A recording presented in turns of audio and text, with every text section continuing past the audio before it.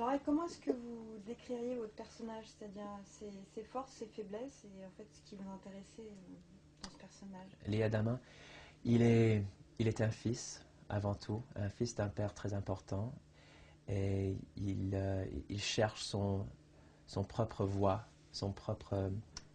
euh, à ce moment, je vais passer en anglais, parce que il me manque les paroles. Um,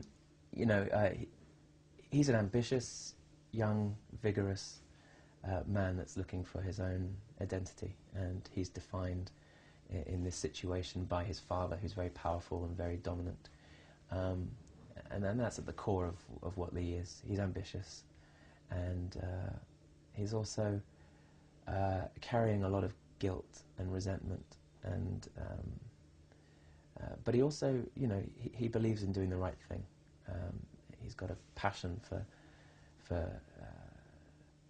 helping people, for playing his part. He's a team player, but he's trapped with this man that he resents. He resents his father. They've got a very tricky past, and he's trying to come to terms with that.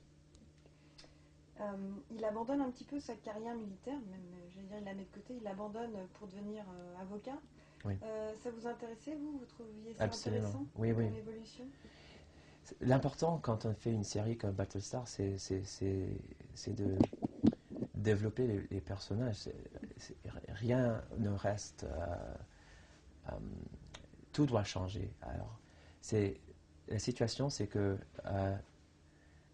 leur terre a été détruite.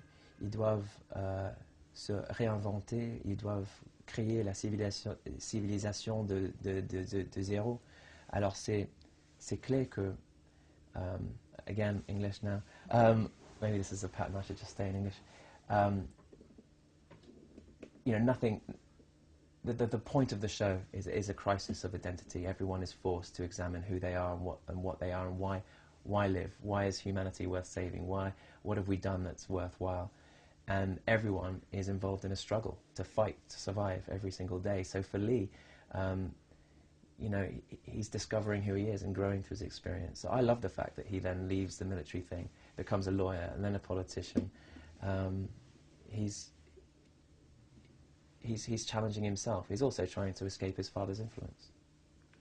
Vous étiez personnellement un fan de science-fiction avant de tourner Battlestar ou pas vraiment? Dans mon enfance, oui.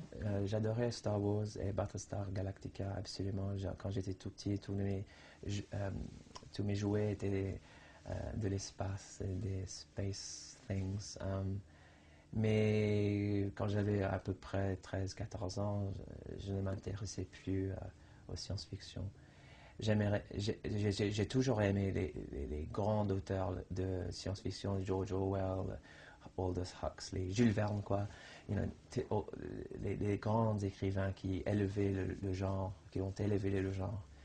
Mais j'ai trouvé dans les dernières années que à la télé, surtout, c'était un peu infantile, je crois, toutes les manifestations de la science-fiction. Alors, Battlestar, for me, is then, an amazing moment where it grows up, and finally we get science fiction on TV, which is adult, about our world, and it's dark and complex, and it's more than science fiction. Science fiction is always really about the human heart, and putting humans in extraordinary situations to discover more about what it is to be human.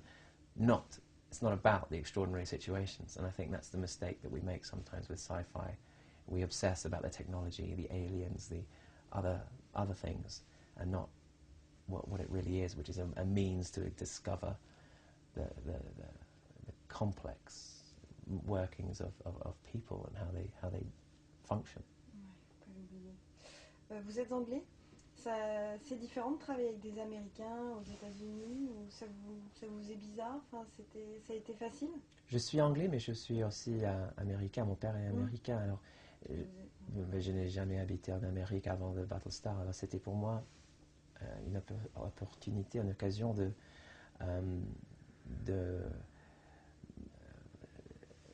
d'embrasser mes, in a way, and I've always, like all Europeans, we are submerged in American culture, so I thought I knew what it was, but for me it's very exciting to, as an actor, go to Hollywood, You know, it's got all this big image, this place where these amazing things are made, and it's an amazing thing just to be there and be working on a Hollywood, TV show. And for me, it was very exciting. But I'm very proud to be American. I'm very proud of, America's history. I'm very proud of, the ideals that America represents. And the beautiful thing about America is also the sad thing about America is those ideals are often confused with the reality. And the reality, America's a dream that we haven't realized yet. It's about those founding principles, and it's let itself down so many times. And I happened to live there during the presidential race, and I got to vote. And for me, it was like a very emotional thing to be there. And working with American actors, I love American actors. I love their way of doing things. I think they're extraordinary. It's a very different tradition. It's not based on the theatre like we are in England. So for me, it was a learning process too. Une dernière question avant de passer au... Vous êtes présenté un peu comme ce qu'on dit le beau gosse, le sexe symbole. Ça fait quoi d'être un sexe symbole, quoi, enfin d'être présenté comme ça, d'avoir cette image? C'est drôle. Je dois rire parce que avec tous les symboles, ce n'est pas la vérité, c'est un symbole et c'est it's fun. C'est plutôt agréable, non? Oui, c'est très agréable, pourquoi pas, mais ce n'est pas la réalité. Et il faut s'en apercevoir que ce n'est pas la réalité. Et, I have a wife and 3 kids that remind me it's not a reality. So no, it is fun. Of course it is. It's every sort of actor's dream to be kind of objectified in some way. But it's kind of silly too when I know how before I was famous or anything like that, it was very hard to meet girls and stuff. And now that I'm married and famous, I can't. So it's a bit of a sick joke. Okay. Bah, merci beaucoup. Ah, de rien, c'était un grand plaisir de vous rencontrer.